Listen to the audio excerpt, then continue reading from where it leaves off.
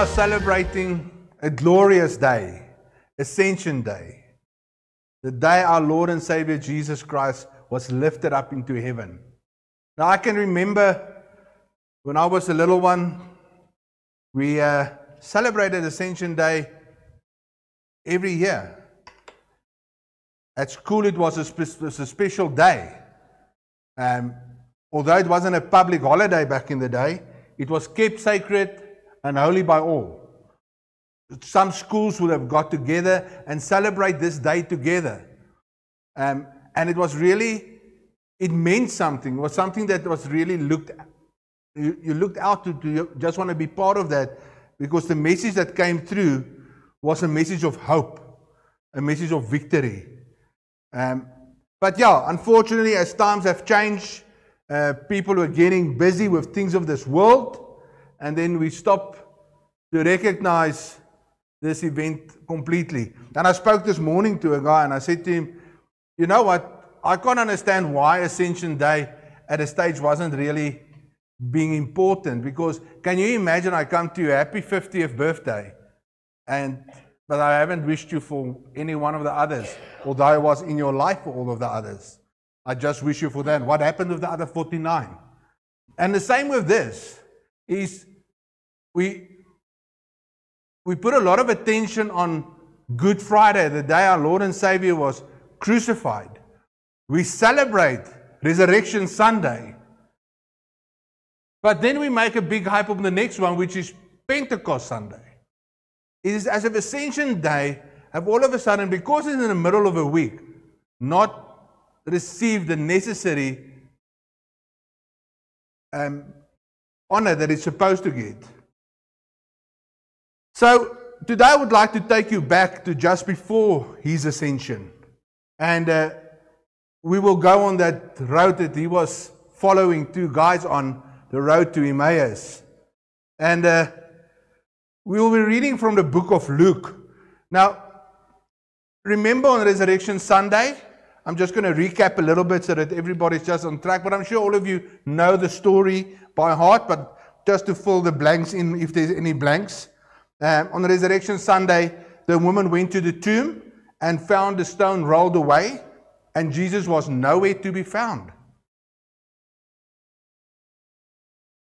The two angels appeared to the woman and asked them, "Why do you look for the living among the dead?" And continued to say, "He is not here, he has risen." Now, we read the events in Luke 24, verse 13 to 31, and I'm going to summarize the first couple of verses up. Otherwise, we're going to read almost a whole Bible like on Sunday. So I'm just going to summarize a lot of them up, and then we'll go into the Word, and we will read from the Word a little bit. Now, two men were traveling to Emmaus. Now, Emmaus was 7 miles outside of Jerusalem, talking about the things that happened when Jesus himself came alongside them, and he walked with them. But they were not able to recognize him. Wanted to know what they were talking about, as if he did not know what was actually what happened. I mean, it all happened to him. He knew exactly what happened. They were amazed that this guy was not aware of what actually happened in the city. And I was, are you the only one not knowing what happened? Are you a visitor from far off that you don't know? But Jesus wanted to know what they were talking about. And they told him about him, how he was killed and how they hoped that he would have redeemed Israel. But what was even worse for them than killing him is that after 3 days, some women went to the tomb and they could not find his body. These women also said that angels appeared to them saying he was alive.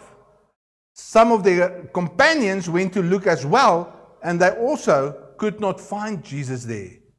So we will continue reading out of Luke 24 from verse 25. And he said to them, "How foolish you are, and how slow to believe all that the prophets have spoken." Now remember, the books of the prophets were known to them. Because back in those days, these things were, the word was spoken over the kids. The kids heard it constantly. So from an early age, they were trained up in the Word of God. So they knew what the prophets and it said, the psalmists and all of that. Verse 26, did not the Messiah have to suffer these things and then enter his glory? And beginning with Moses and all the prophets, he explained to them what was said in all Scripture concerning himself. As they approached the village which they were going to, Jesus continued on as if he were going further. But they urged him strongly, stay with us, for it is nearly evening, the day is almost over. So he went in to stay with them. When he was at the table with them, he took bread, gave thanks, broke it, and began to give it to them. Then their eyes were opened, and they recognized him, and he disappeared from their sight. We can really relate to these two guys that was walking on that road to Emmaus, not recognizing, not seeing Jesus with them. And the reason why I say we can relate or really understand that, because that's us. That's us on our daily walk. That we walk on different roads. Each and every one of us go to work. But do we realize who's walking with us? Who is there right at our next call? We don't realize it. We're so taken up with everything that's around us that we do not realize that Jesus is actually right there in the midst, in everything with us. So let us reflect. The rest of this day, I know the day is almost over, and the week that's ahead. As the Lord's presence is in our lives. Especially when we think He's not. Because it's in those times that we think that God is far, that He's actually near. I've had an awesome experience this week and I'll leave that for another day, but it just showed that God is in the midst. If we submit everything to Him and submit under His Lordship, God is there. And we just need to realize that He is there for us. He's always with us. He'll never leave us. He'll never forsake us. Jesus then also appeared to the 10 in that room where He had broiled fish to eat in front of them. Now this is very significant that the scripture actually says He had broiled fish and He ate it in front of them. And I was thinking, but why would they say now exactly what He ate and that He did it right in front of them? But then it's like only living people can eat. I have never seen a corpse eating. So, or a ghost, even a ghost also. So it was very significant that Scripture actually put that He ate broiled fish in front of them. They're right there because He asked them, don't you have anything to eat? And they gave Him broiled fish. He then opened their minds so that they could understand Scripture. And sometimes I think me and you need to just ask the Lord, Lord, open our minds. Open our minds so that we can understand Your Word. Because that's one book or literature that is so misinterpreted by a lot of people. We need to take the Word as it is, but we need God to open our minds so that we can understand that what is written. Jesus told them then that they are His witnesses to these things, and that He is going to send them what the Father has promised, but that they need to stay there in the city and wait until they are clothed with power from on high. What Jesus told them there is, as much as they needed to wait and that they needed Him, that Jesus was relying on them and that He need them to take the good news, this gospel of salvation, to the works of the cross and beyond, to the world for the repentance and the forgiveness of sin. We read further in Luke 24, verse 50 and 52. When He had led them out to the vicinity of Bethany, He lifted up His hand, He blessed them, and while He was blessing them, He left them and was taken up into heaven. Then they worshipped Him and returned to Jerusalem with great joy. Now you might think, why were they filled with joy? I mean, Jesus was supposed to redeem Israel, to get them out of this bondage that they were in. But here he goes again. But Ascension Day is not his farewell, but is an affirmation of hope. With him ascended, gave us hope. He who walked among us, who healed our brokenness and took our sins on himself, did not abandon us. And a lot of people think, yeah, Jesus jumped out. He didn't jump out. He fulfilled exactly that what was written about him. That's why things happened the way it is. So he didn't abandon us. No. His ascension signifies the completion of his earthly mission and the start of his heavenly intercession for us. He would have not been able to intercede for me and for you by the Father if he didn't ascend. Then there would have been a gap there. So he had to fulfill that. He had to go through everything that he's gone through up to now, and he had to be ascended for that reason, that he can intercede for me and can intercede for you. Ascension reminds us that he is alive, reigning in glory and preparing a place for us in his Father's house. How awesome is that, to know that the King of Kings and the Lord of Lords went to the Father's house to prepare a room for you, just for you. You don't have to share it with no one. It's going to be weird for some people to have their own space, but that's how precious, that's how special you are to God. We read in Acts 1, verse 10 and 11, and I'm reading from the ESV.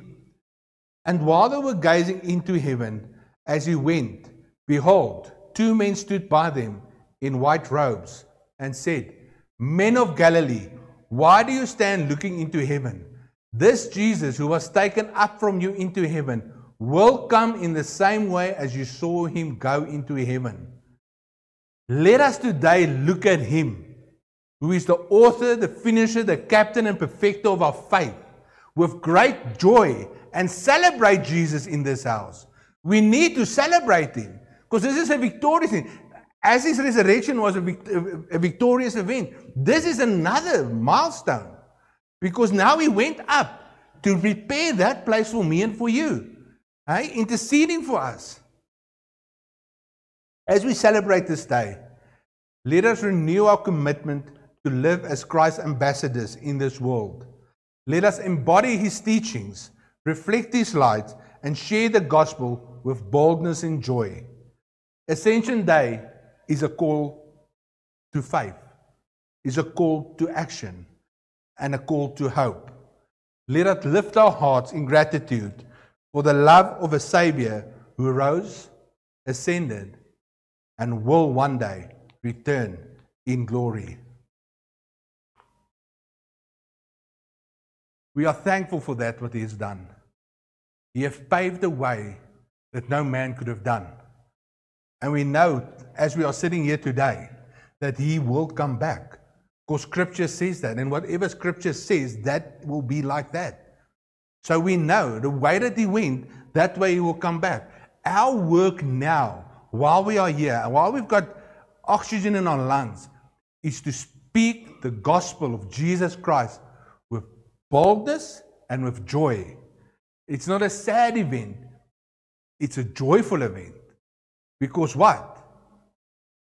He has defeated death forever for those who put their trust and believe in him. And that's what we celebrate. We celebrate today that we are serving a risen king, that we're serving a king that's alive, that's what we are serving. Our God is not a dead piece of wood or whatever you may call it.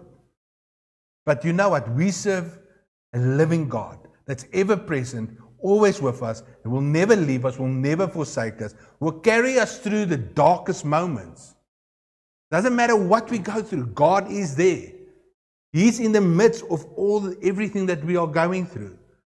And anyone here can maybe stand up and attest to that God has been in places where you thought you were so alone that you didn't think you would be able to get out of it.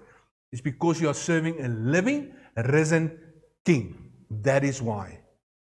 Let us thank God for who he is in our life. Let us lift his name up. Let us praise his name, because he's worthy of all praises. Everything that we have is because of him. There's nothing in life that we do not have that we cannot say thank you for Him. Because He has given it to us. So my prayer today to you all is to take this word today and say, I'm going to walk on my road, my walk to Emmaus. And I'm going to take this walk and I'm going to recognize Him that is with me on that journey. Because He is with you on that journey. Because the word says, I will never leave you or forsake you. So He's there with you. Remember He's there with you. And ask Him for guidance. Ask Him how you need to do things. Because not one of us is clever enough to think our own way through. But there's challenges for all of us in our lives. Each one of us got challenges that we face. But let me assure you that our Savior, our Jesus, our risen King, He's with you in that. Recognize Him in that. Give him the place in your life that He deserves. And you will see that you might plan your way, but He will set your feet. He'll direct your feet into the right direction. Amen. Let's close our eyes. Father, we thank You for this evening. We thank You, Lord, that we could have shared a short but a powerful message, Father, Lord, about Your presence in our lives. That we are serving a living, risen, ascended King that is interceding for us by the Father, that we cannot wait for Him to come and fetch His bride, Father, Lord. And I pray, Lord Jesus, that as we, as His people, that were called by His name, can't wait for Him to come and fetch us. Father, Lord, let us make sure that our lamps are full. Let us make sure there's oil in our lamps and we are ready. And Lord, if there's something that we have that we know is not pleasing to You, I pray, Lord, that You will just speak to us personally. Speak to us so that we can correct it, show us the way, help us to do that what You have called us, to speak the gospel of Jesus Christ with boldness and with joy into the world that we are present in today, Father, Lord. Father, Lord, that You bring each and every one of us to a day like this. We have been created, we have been called for a time like this, to take the gospel of Jesus Christ and make Jesus famous in the workplace. I thank You for that, Lord. We thank You, Lord Jesus, that we can walk out tonight here and know that we are actually walking out in His victory because He has already won it all for us. We praise Your wonderful name. We lift the name of Jesus up and we magnify Him because He is our Lord, our Savior, our King, our everything. In Jesus' name. And God's people said, Amen.